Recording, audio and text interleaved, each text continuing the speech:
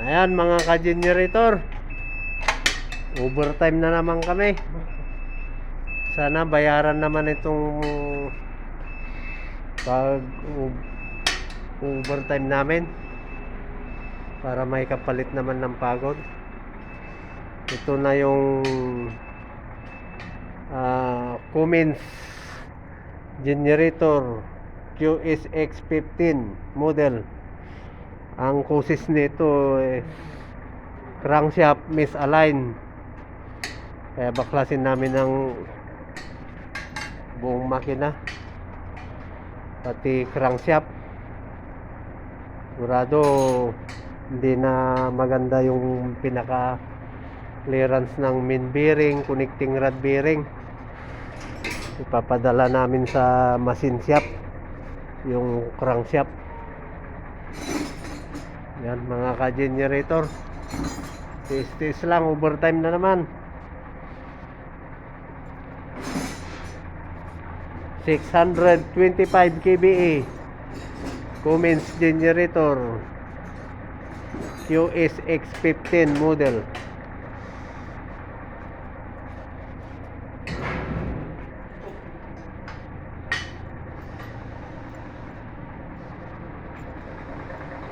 Ito rin yung isang kasama namin, busy rin. Pinapandar niya yung Musa welding machine. Yan. Uy! Yan. Andar. Yan.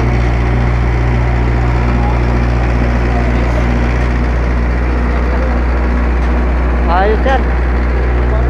Pare. Operator, kalas yukol pare. Sawa-sawa hada operator. Mugta. Aywa. Tarik, malum tarik. Bro, kurpa.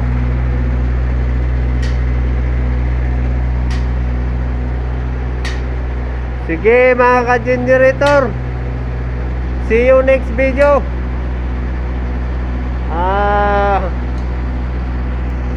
Thank you for watching my reels and my YouTube channel. Paki-subscribe naman yung YouTube channel ko mga ka-generator.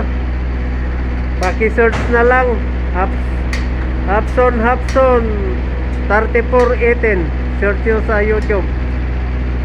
Marami akong mga pinost na video doon. Thank you for watching.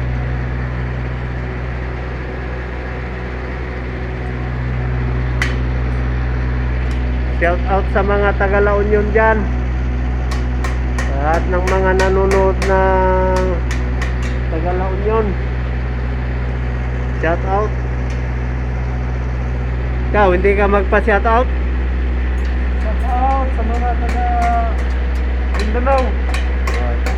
Shout out lahat daw ng mga taga Mindanao.